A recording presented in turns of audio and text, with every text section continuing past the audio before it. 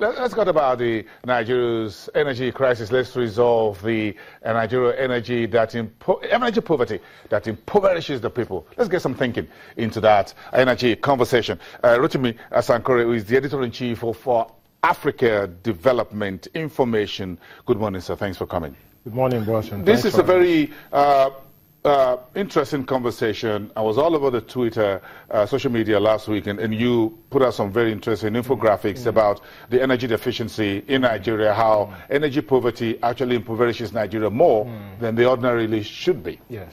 Because that's what. So let's start with that. How do you think this work? Let's start from the base. How energy poverty actually increases impoverization of Nigerians? Well, I think the first thing to establish is scale. Because unless we establish the scale of the problem, and when I mean by we, I mean the government, the policymakers, but citizens too need to know, then we won't be able to utilize the right solutions. So first, if you look at our population size in Nigeria, real-time population clock, it's 192 million as of this week. But as of World Population Day last year, 187 million. We generate a very unsteady 5,000 megawatts. If you look at the next biggest economy in Africa, which is South Africa, they are 55 million.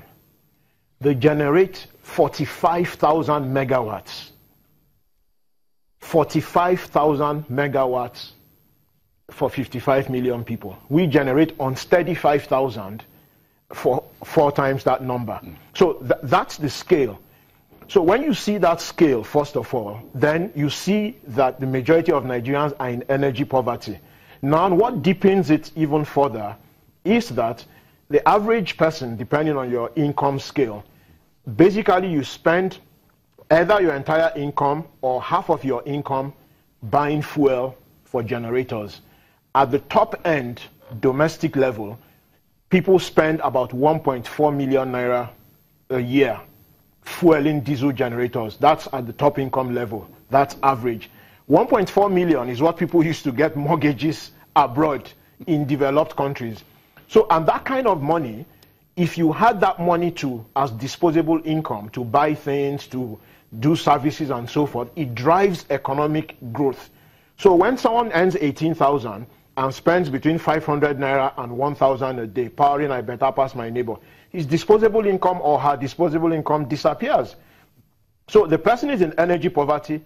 The income the person would have used to drive the economy further drives the recession. So this is really the key of the matter. In other words, most of our socio-economic problems, whether you have many young ones on the street hawking and out of school, whether they are boys or girls or other things, cultism in schools and what have you, when university campuses are not powered and the hostels are in darkness and halls and laboratories are out of light or electricity. So what do you want the students to do in the dark than do what belongs to darkness? You can't read in the library. You can't even read in your hostel. Yes. So, in other words, the level of poverty that we've seen in Nigeria, when they say it's as high as 93, 97%, could actually boil down to energy poverty. No doubt at all. No doubt at all about it. And this is the approach we need to utilize. Now, the solutions would be, one, decentralize the power generation. That's the next conversation, and you were so passionate about this throughout last week about how to decentralize. Let's have that decentralization conversation. I say let's rewrite the entire electricity industry DNA from what we've had as a top-down approach to a bit of a break it down, a bit of maybe a bottom-up and a bit of bottom down, and we meet somewhere in the middle. That's what you refer to as decentralization. Decentralization, yes. I mean, okay, first of all, there is no developed country in the world that has one single electricity grid. There is no developed country. All developed countries have multiple grids at the national level. They also have mini grids at the state, provincial, or local government level. Some even have microgrids. So this idea that, you know, the Gencos will come out and tell us 1 week that due to systems failure, we are down to 1,000 megawatts. It's just incredible. It just shouldn't happen. And decentralization means, for instance, that if states are able or have the mandate to generate their own power, imagine if every state generated 2,000 megawatts within 2 years, for instance.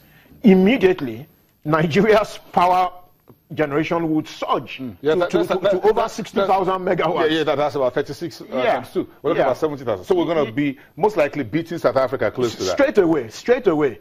Then, if you look at local governments or communities, and they're able to do this, it will surge to even closer to 100,000 megawatts. Our electricity deficit for the size of our economy is 158,000 megawatts. So when the minister even at the level of our industrialization, yes, our electricity deficit is 158,000 megawatts. So when government says, you know, we are going to generate an extra 10,000 by 2019, I mean, with all due respect, I'm sure the power minister is a good man and he's doing his best. But when you look at scale, context, population growth, 7 million children are born in this country every year. In the time span of this government, 28 million kids will be born. They have energy needs, multiple energy needs. So this drip thing is just not going to, we need to go radical.